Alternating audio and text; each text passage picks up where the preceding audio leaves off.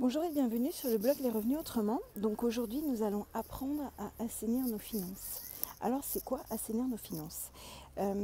Lorsque l'on veut investir dans l'immobilier, ça veut dire qu'on veut changer sa vie.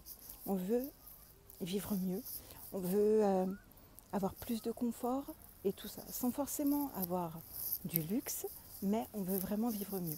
L'immobilier nous permet vraiment ça, sans connaissance particulière.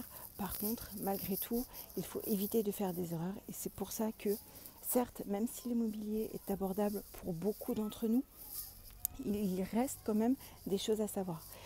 Dans cette première partie, nous allons voir vraiment comment assainir nos finances pour pouvoir parvenir à atteindre nos objectifs et à concrétiser nos projets. Donc ça veut dire quoi, assainir nos finances? En fait, déjà, dans un premier temps, il va falloir que vous fassiez votre budget. Alors, forcément, il va falloir que vous regardiez la réalité en face. Alors, c'est quoi un budget? Donc, il va falloir que vous preniez vos entrées sur un papier ou sur un tableau Excel et également vous fassiez donc deux colonnes avec une colonne qui concerne vos entrées et une colonne qui concerne vos dépenses. Si possible, dans la toute première colonne, vous mettez la date, voilà, donc la date des paiements qui sont sortis ou la date des entrées qui sont arrivées, d'accord? Donc déjà, c'est très très basique, mais c'est quelque chose qui fonctionne beaucoup. Vous allez sans doute forcément être d'accord avec moi, puisque la logique est forcément, c'est soit qu'il faut gagner plus ou soit qu'il faut dépenser moins. Donc déjà, ça va vous permettre de lister vos postes de dépenses. Est-ce que par exemple, votre loyer est trop cher? Comment faire pour soit baisser cette facture-là, peut-être, envisager de déménager, mais c'est pas sûr, soit essayer de faire en sorte de dépenser moins par rapport à ça. Peut-être que vous pouvez vous permettre d'isoler votre logement pour avoir moins de dépenses d'énergie et du coup gagner en EDF, en chauffage ou même également en eau en mettant des mousseurs, des choses comme ça. Alors ce sont vraiment des petites choses du quotidien qui vont vous permettre pour l'instant d'assainir vos finances. Donc ça, c'est la première partie. Ensuite, la seconde partie, ça va être d'assainir vraiment vos finances. Ce n'est pas parce que vous avez des crédits, comme dirait Olivier Seban, de mauvaises dettes, que vous pouvez forcément repousser vos rêves, d'accord, vos rêves d'indépendance financière. Il va tout simplement falloir appliquer une méthode pour pouvoir les effacer et les rembourser le plus rapidement possible.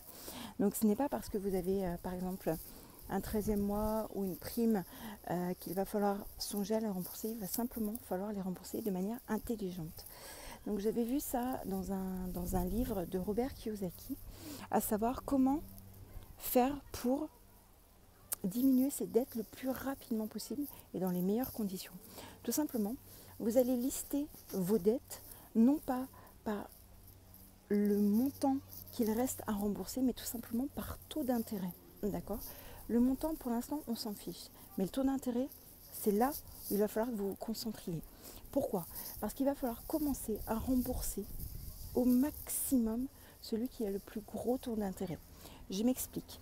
Admettons que vous ayez 3 dettes, je dis n'importe quoi, une à 15%, une à 10% et une à 5%. Il va falloir forcément que vous concentriez le plus possible à rembourser celle qui a le plus fort taux d'intérêt. Par exemple, dans mon exemple, donc j'ai dit 15, 10 et 5%.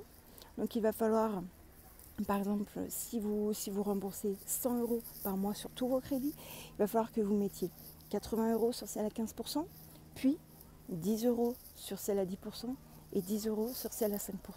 Parce qu'il faut déjà rembourser, comme je l'ai déjà dit, celle qui a le plus fort taux d'intérêt. D'accord ?